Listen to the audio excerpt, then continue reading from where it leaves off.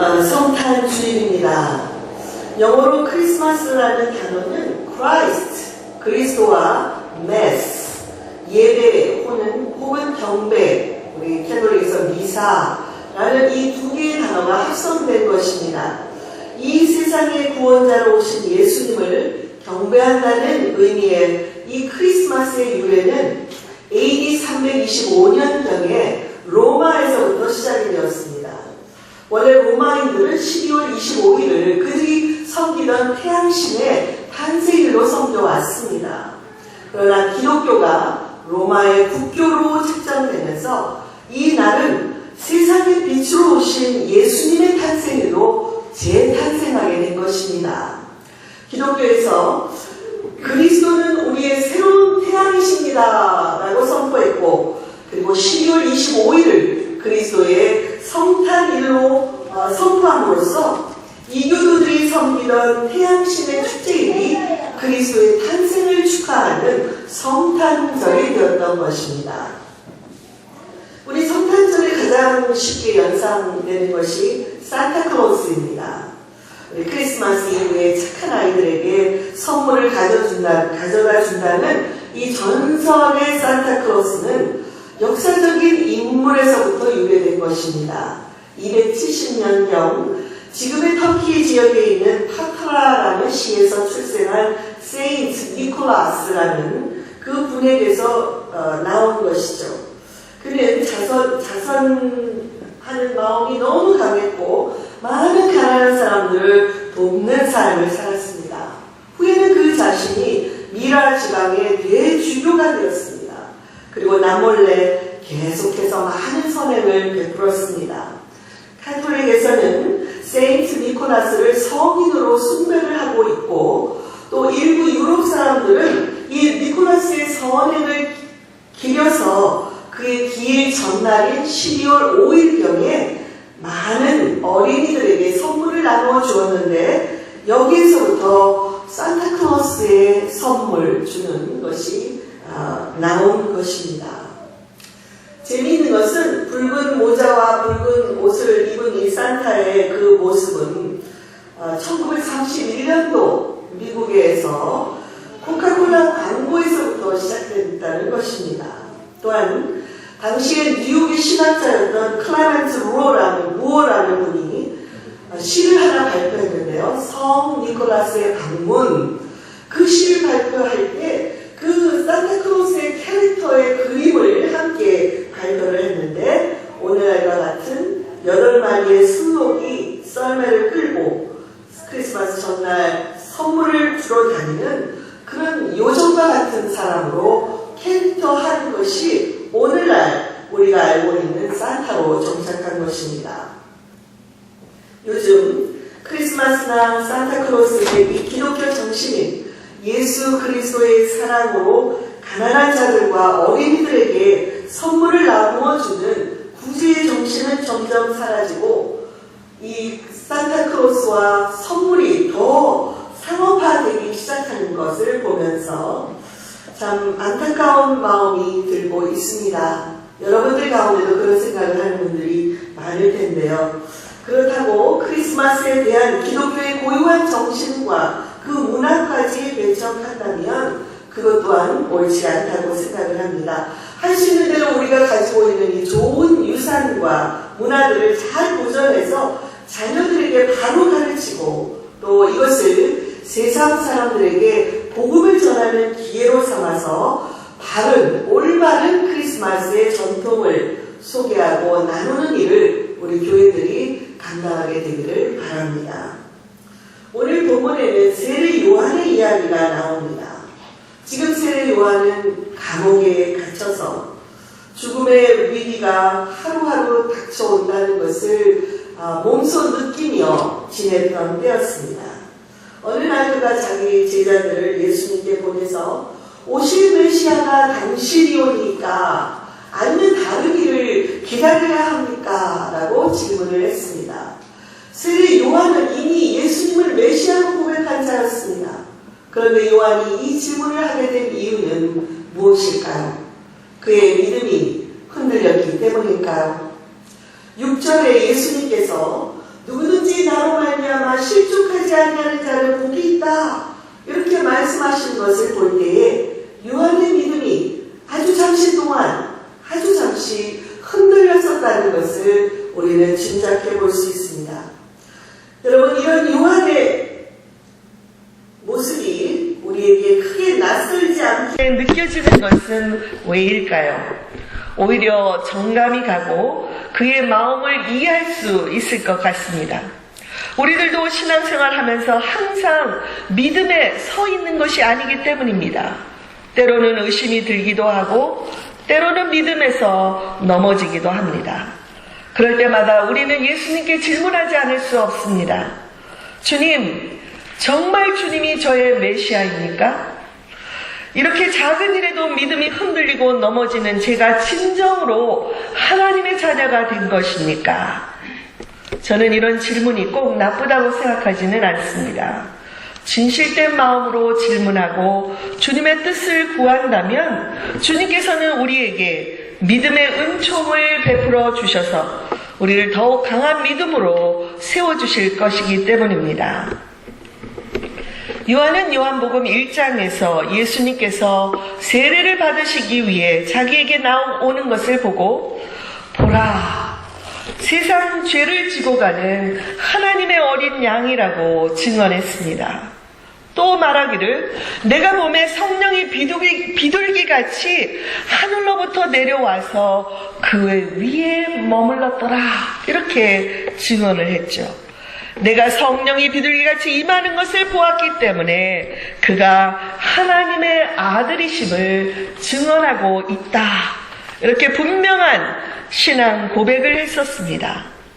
이후에는 예수님을 따르는 사람들이 많아지는 것을 보면서 나는 그리스도가 아닙니다. 그리스도의 신발끈을 풀기도 감당하지 못할 그런 자요, 저분이 바로 메시아라고 예수님은 당연히 예수님께 영광을 돌려야 된다고 고백을 했습니다. 또한 자기 제자들 중에서도 자기를 떠나 예수님께로 가는 그런 제자들이 많아지는 것을 볼 때에도 예수님은 흥하고 나는 쇠하여야 한다며 겸손히 받아들인 자였습니다. 그런 요한이 감옥에 갇힌 뒤에도 메시아가 로마의 압제로부터 이스라엘을 구원해 줄 것이라는 기대감을 갖고 있었던 것입니다. 그런데 감옥 안에서 예수님에 관해서 전해들은 이야기들은 자신의 기대감을 저버리게 만들고 있었습니다. 그는 점점 죽음의 위기가 다가오는 것을 느끼면서 급기야는 제자들을 예수 그리스도께 보내어 질문을 하도록 한 것입니다. 오실 그분이 당신입니까? 그렇지 않으면 우리가 다른 분을 기다려야 합니까? 주여, 메시아라면 약속대로 하나님의 나라가 도래하고 나처럼 억울하게 감옥에 갇혀있는 자들이 풀려나고 백성들은 로마로부터 해방을 받아야 마땅하지 않겠습니까? 시간이 없습니다. 지체하지 마십시오. 주여, 이렇게 질문한 것입니다. 요한의 질문에 대해서 예수님께서는 직접적인 대답을 하지 않으시고 내가 메시아다 라고 답변해 주셨으면 좋았겠지만 이렇게 대답하셨습니다. 너희가 가서 보고 듣는 것을 요한에게 전하라. 맹인이 벼며 못 걷는 사람이 걸으며 나병 환자가 깨끗함을 받으며 못 듣는 자들이 들으며 죽은 자가 살아나며 가난한 자들에게 복음이 전파된다. 여러분, 이것은 이사야서에서 메시아가 올 때에 일어나게 될 치유와 회복에 대한 메시아의 예언에 관한 말씀이었습니다. 예수님은 구약의 메시아에 대한 예언이 예수님의 사역을 통해 성취되고 있다, 그대로 실현되고 있다는 것을 요한에게 가서 전하라고 말씀하신 것입니다. 비록 요한이 생각했던 메시아와는 다를지 모르지만 선지자들의 예언대로 성취되고 있는 예수님에 대해서 믿음을 가지라는 것이었습니다. 이것은 요한뿐만이 아니라 그 당시에 대부분의 유대인들, 그리고 예수님의 제자들 중에서도 예수님을 정치적인 메시아로 기대하고 있었던 그 모든 자들을 향해서 예수님께서 도전하신 말씀입니다. 더 나아가서는 오늘날 저와 여러분을 향해서도 예수님은 동일하게 도전을 하고 계십니다. 네가 스스로 만들어 놓은 예수님에 대한 선입관을 버려라. 그리고 오직 하나님의 말씀을 신뢰하라. 그러므로 사랑하는 교우 여러분, 우리는 성탄절을 맞이하여 주여 우리에게 믿음을 더하소서라는 이 기도를 드려야 할 것입니다. 평생 메시아를 기다려왔고 평생 메시아의 사역을 예비했고 메시아에게 성령이 임하는 것을 직접 보았던 요한일지라도 주님이 자기 뜻대로 움직여주지 않자 그의 믿음이 흔들렸다면 저와 여러분은 얼마나 쉽게 예수님에 대한 믿음이 흔들리겠습니까? 조금만 어려운 일이 생겨도 인내하지 못하고 믿음이 흔들리는 우리는 얼마나 더 깨어서 기도하며 말씀에 서 있어야 하겠습니까? 마틴 루터 킹 목사는 가장 고통스러운 시절에 크리스천 센츄리라는 잡지에 How my mind has changed, 내 마음이 어떻게 변했는가라는 글을 기고했습니다. 그렇게 여기서 이렇게 말하는 것을 인용합니다. 나는 지난 몇 년 동안에 편안한 날을 별로 갖지 못했습니다. 엘라바마 감옥에 5번이나 투옥되었습니다. 내 집이 2번 폭파되었고 나와 내 가족을 죽이겠다는 협박을 거의 며칠에 한 번씩 받았습니다. 나는 칼에 찔려 거의 죽을 뻔도 했습니다. 더 이상 이 무거운 짐을 지고 갈 수 있을지 정직하게 말해서 내 자신이 의심스럽습니다. 정말 조용하고 쉽게 살고 싶은 유혹을 매 순간마다 받고 있습니다. 그러나 이런 유혹을 받을 때마다 내가 힘을 얻고 굴하지 않는 원인은 우리 주님께서 하신 말씀 때문입니다. 너희가 내 멍에를 매면 너희 짐이 가벼워질 것이다. 약속하신 그 말씀을 믿기 때문이었습니다. 이렇게 말했습니다. 마틴 루터 킹 목사가 모든 것을 포기하고픈 유혹이 들 때마다 그에게 다시 힘을 주셨던 유일한 것은 하나님의 말씀이었습니다. 예수님께서 나로 인해 넘어지지 않아야 한다고 우리 요한의 제자들에게 말씀하셨는데 우리가 실족하지 않는 유일한 길은 오직 한 길입니다. 그것은 하나님의 말씀을 신뢰하는 것입니다. 오늘 우리는 성탄을 기뻐하며 축제의 예배를 드리고 있지만 진정한 성탄의 의미는 말씀대로 예수님이 이 세상에 오셨듯이 말씀대로 다시 재림하실 것을 믿는 것입니다. 혹시 우리들도 성경은 열심히 믿지만 자기가 만들어 놓은 틀에 갇혀서 믿음의 한계를 벗어나지 못하는 것은 아닐까요? 이것은 날마다 저와 여러분의 삶을 들여다보면 우리가 말씀을 믿고 예수님을 기다리는 삶을 살고 있는지 혹은 아닌지를 쉽게 알 수 있을 것입니다. 우리가 하나님의 말씀을 믿지 못하면 자기들의 기대를 만족시켜주지 않는 예수님을 향해 결국에는 등을 돌리고 십자가에 못 박혔던 그 당시의 군중들과 크게 다를 바 없을 것입니다. 여러분, 예수님께서 너희 믿음의 한계를 뛰어넘으라 하시는 이 말씀을 하셨는데 이것을 지키기는 결코 쉬운 것이 아닙니다. 오늘 예수님께서 요한에게 주신 답변은 그가 감옥에서 풀려나지 못할 수도 있고 거기서 죽을 수도 있지만 메시아가 오셨다는 이 사실 한 가지만으로 충분히 감사하라는 것입니다. 메시아가 오실 길을 예비했던 요한의 사역으로 충분하다는 것입니다. 결국 요한은 젊은 나이에 감옥에서 순교를 했습니다. 비록 요한이 사역한 기간은 짧았지만 그는 교회 역사의 중요한 부분을 감당했습니다. 예수님께서 본문 7절에서 10절까지에서 요한에 대해 증언하신 부분을 살펴보면서 요한의 믿음이 어떤 것이었는지를 함께 상고해 보겠습니다. 첫 번째 예수님의 질문은 너희가 무엇을 보려고 광야에 나갔더냐? 바람에 흔들리는 갈대냐? 이렇게 물으셨습니다. 이 질문에 대한 대답은 아니오입니다. 요한의 신앙은 그리스도 앞에 보내심을 받은 자로서 자기의 사명을 끝까지 감당했으며 많은 자들에게 회개의 세례를 베풀어 예수님을 영접할 준비를 시켰습니다.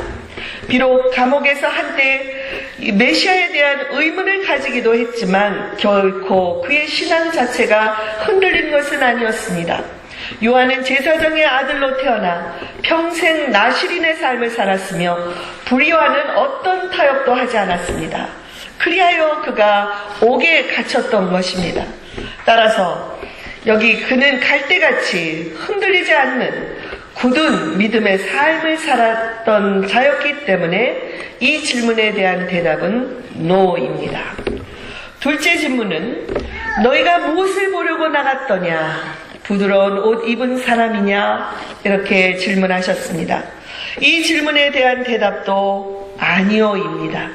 요한의 아버지는 제사장이었습니다.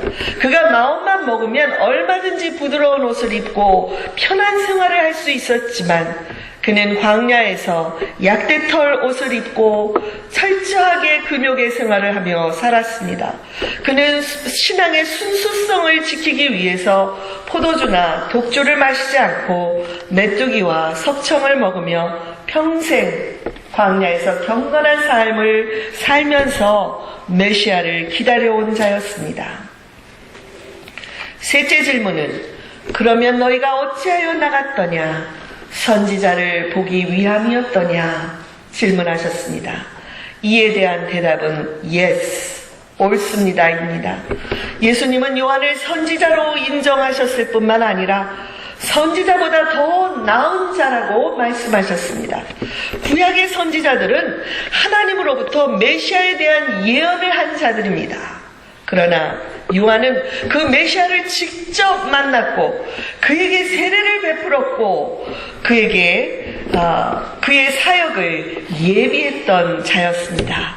그러므로 예수님은 요한을 구약을 마감하고 새로운 그리스도의 시대, 신약의 시대를 여는 중추적인 역할을 감당한 선지자였다고 말씀한 것입니다. 이제 마지막으로 10절에서 예수님은 말라기서의 말씀을 인용하고 계십니다. 보라, 내가 내 사자를 내 앞에 보내노니 그가 내 길을 내 앞에 준비하리라. 이렇게 말라기에서 말씀하신 이 사람에 대한 말씀이 바로 요한에 대한 말씀이라고 증언하셨습니다.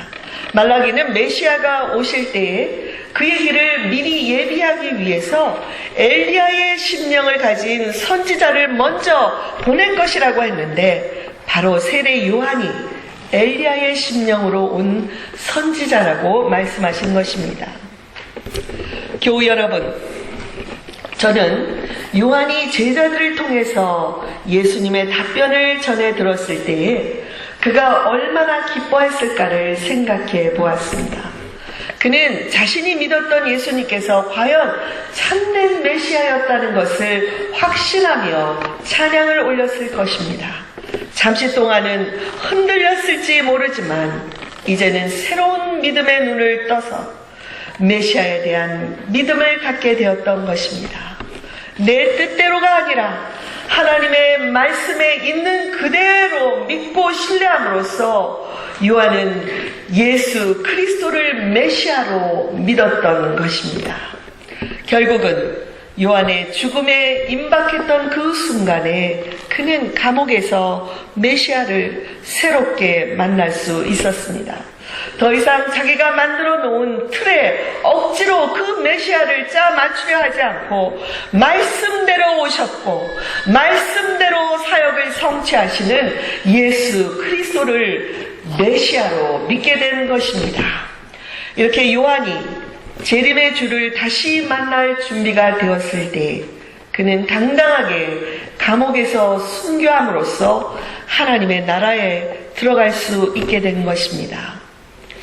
사랑하는 교우 여러분, 오늘 성탄주의를 맞아 예수님께서 어린 아기의 육신을 입고 이 땅에 오신 날을 기뻐하며 즐거워하십시다. 그러나 혹시라도 여러분 가운데 요한처럼 예수 그리스도에 대한 믿음이 흔들리는 분이 있다면 하나님의 말씀을 다시 한 번 더 깊이 묵상하면서 말씀을 통해 예수님을 만나시기 바랍니다.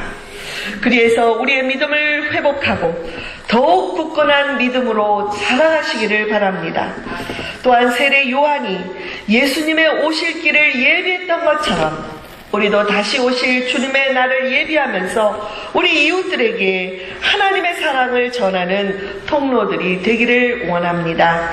그리고 잠시 후에 있을 우리 찬양대의 크리스마스 칸타타를 들을 때에도 마음 깊은 곳으로부터 예수님께 대한 믿음을 고백하며 우리의 마음으로 우리의 영혼으로 함께 찬양에 동참하게 되기를 바랍니다.